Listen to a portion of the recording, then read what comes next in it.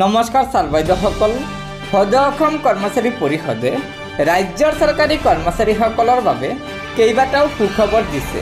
হয়, যোৱা 15 ছেপ্টেম্বৰত সদৌ অসম কৰ্মচাৰী পৰিষদৰ ৰাজ্যিক সাধাৰণ কাৰ্যনিৰ্বাহক সভা ডিফু অৰ্থাৎ কাৰ্বি আংলং জিলাত অনুষ্ঠিত হৈ যায়। আৰু এই সভাখনত সদৌ অসম কৰ্মচাৰী পৰিষদে জনাইছে যে মুখ্যমন্ত্ৰীয়ে যোৱা 15 মাৰ্চত সদৌ অসম কৰ্মচাৰী পৰিষদৰ সৈতে হোৱা এখন আলোচনাত 8টা সিদ্ধান্ত গ্ৰহণ কৰা হৈছিল আৰু এই সিদ্ধান্তসমূহ সোনকালে কাৰ্যকৰী কৰাৰ বাবে সভাই প্ৰস্তাৱ গৃহীত কৰে।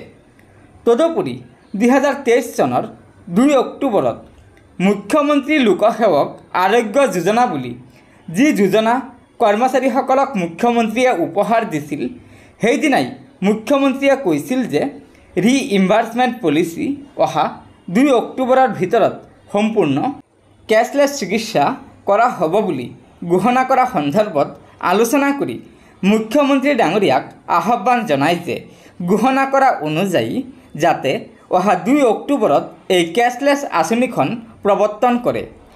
দ্বিতীয়তে কৈছে শিক্ষকসকলৰ আৰ্জিত ছুটি সন্দৰ্ভত থকা দাবী দীৰ্ঘদিনীয়া আছিল আৰু বৰ্তমানৰ মুখ্যমন্ত্ৰী বিত্তমন্ত্ৰী হিচাপে কাৰ্যনিৰ্বাহ কৰোঁতে তেওঁ এই ছুটি 24 দিনলৈকে বৃদ্ধি কৰাৰ কথা প্ৰতিশ্ৰুতি দিছিল বুলি উল্লেখ কৰি এই সিদ্ধান্ত এতিয়াও সমাধান হোৱা নাই আৰু মুখ্যমন্ত্ৰীয়ে এখন কমিটি গঠন কৰি দিছে বুলি জানিবলৈ দি এই কমিটিয়ে এই আৰ্জিত ছুটি সন্দৰ্ভত অধিৱেশনৰ পূৰ্বে ঘোষণা কৰিব বুলি আহ্বান জনায়।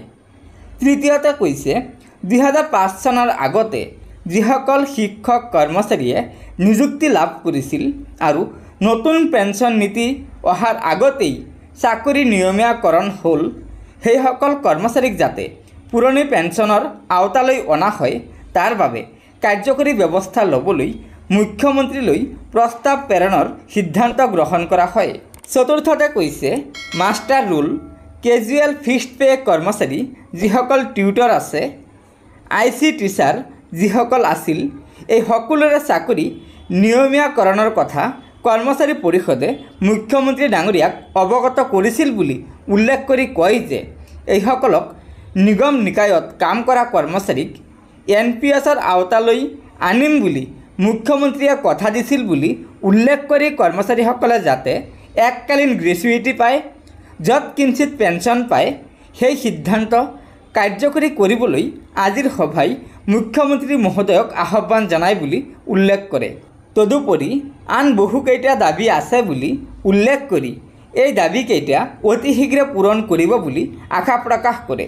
দাবীসমূহৰ ভিতৰত হিলছ এলাউন্স বৃদ্ধিও এটা অন্যতম দাবী আছিল বুলি উল্লেখ কৰি এই দাবী শীঘ্ৰে কাৰ্যকৰীকৰণ কৰিবলৈ আহ্বান জনায়।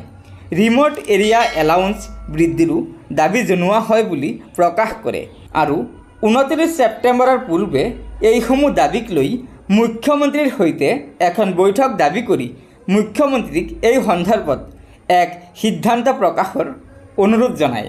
গতিকে ছাৰ বাইদেউসকল, এয়াই আছিল সদৌ অসম কৰ্মচাৰী পৰিষদে ৰাজ্যৰ চৰকাৰী কৰ্মচাৰীসকলৰ বাবে দিয়া আজিৰ গুৰুত্বপূৰ্ণ খবৰ।